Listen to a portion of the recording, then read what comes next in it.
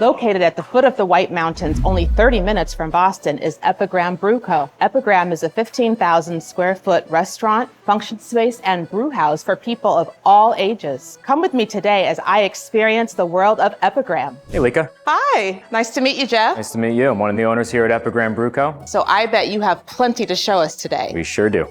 This is our lounge. That's probably our quietest spot in the brewery. First spot you see when you enter as you're heading towards the tap room. A lot of kids and families come here with some games and so on. I want to come here and just lay on that leather couch over there. Laying is a little bit frowned upon, but we can talk about that. Okay, all right. Okay. This is our tap room. This is where the bulk of the seating is. We've got a mixture of high top seating over in this area underneath the mezzanine, low top seating over in this area, which flows onto our outdoor patio. As you can see, our massive L bar, we've got about 25 seats at the bar. We've got turf out in the patio, a fire pit, cafe lights, music. It's pretty lively out there on a nice day. And if people wanted to bring in like a larger party, and can they call in advance for reservation? They can, yeah. Typically parties of 15 or more, we take in advance. A lot of people like to sit in the back of the tap room or request upstairs seating on the mezzanine, which I'll show you next. This is the mezzanine. We use this area for overflow seating on the weekends with flexible table arrangements, a lot of big groups up here. So we can hold groups of about 50, 55-ish people up here. We've done everything from bachelor parties, retirement parties, and everything in between. We also have kegerators up here. So for a larger private party, we can have beers on tap actually up here and not down at the bar. You can have your own kegerator up here on the mezzanine. Jeff says so. Meet David Smythe, Head of Brewing and Innovation here at Epigram. Alika, let me show you around a little bit. Great. So this is our 10-barrel brew house. This is where everything starts. We have our grist case above our mash mixer. This is where all of our milled grain goes and just for storage. And then we're gonna hydrate into our mash mixer, and this is where our sugar conversion really happens. And we're gonna separate that sugar water from the grain and go over into our kettle, which is the vessel behind you here. We'll collect about 13 to 14 barrels in here and bring it up to a boil. We're gonna churn some of those starches into fermentable sugars for our yeast. And what does the fermenting tank do?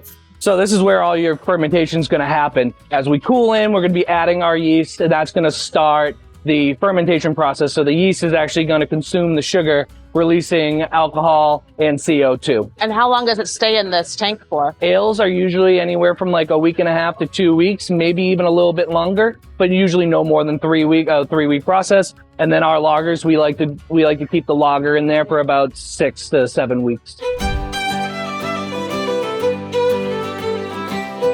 So what is going on here, David? So after the fermentation process, we transfer our beers into 1 or 2 bright tanks, and that is just to get the beer ready for packaging. We're canning today, so we're gonna put 3 different types of beers in cans, and they just pull off the bottom of the tank. I've never tried a beer right off the line. Can I have one?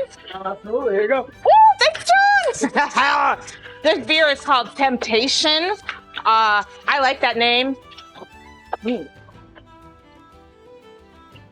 Oh yeah, Temptation. This is Johnny Diaz. He's our assistant brewer and head cellarman. Johnny, nice to see you again. Nice to see you again, too. And you're gonna show us how things are poured? Yeah, absolutely. All right, so we have Temptation. It's our flagship New England IPA. It's 7%. It's really approachable for people that want to get into IPAs. We move over to Live Simply. That is our American light lager, pretty much for an all-day lawnmower beer. Unraveled is like our pineyest of the New England IPA, so when you actually taste that, you're gonna get some pine, some woodiness. This guy here is Opportunity. It's our Kolsch. Almost gives like a slight banana clove, but not really. It depends. It depends on what you palate. Then we have our Fruited Sour, Prickly Pear Peach. Absolute crusher. It's so refreshing. Same with the Passionate. Raspberry limes are fruit in that guy. And then this is my favorite, West Coast style IPA that is called Coastal Crush, because I have a crush on coastals. That I'm drinking that pretty much on a daily basis. And then on to one of our darker selections, Nectar Dusk. That actually has like 5 gallons of honey in it. We use local honey from down the street called Colony. Shout out to them. That's just a nice roasty, some sweetness from the honey, dark beer, and it's actually pretty light too. It's only 5%. All right, Johnny, how about you pick your favorite and I'll pick what I think is gonna be mine. Sounds good. Passionate. And say cheers. Hey, cheers. Thank you. Lime and raspberry. Oh, come on, one more cheers, one more cheers. Don't blame me.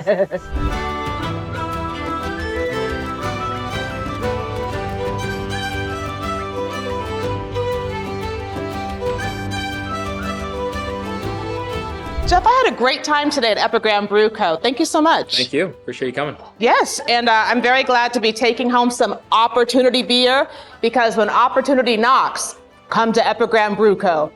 That's my perspective. Hey, New England, what's your perspective? Epigram Brew Co. in Tyngsborough, Mass.